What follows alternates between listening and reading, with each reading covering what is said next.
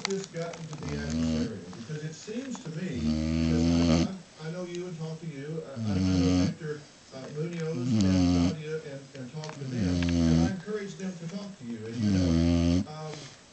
But it seems to be adversarial at this point. Why is that? I have no idea. It seems like a wonderful, generous offer, but yet it seems like they feel bullied and they feel pushed on it. I've never spoken to Nadia Solomon, and I only spoke to Victor for probably a minute or two when he called to tell me that the appointment that Nadia had made with Linda, head of Angels in Waiting, to come to my office last Monday at 11 a.m.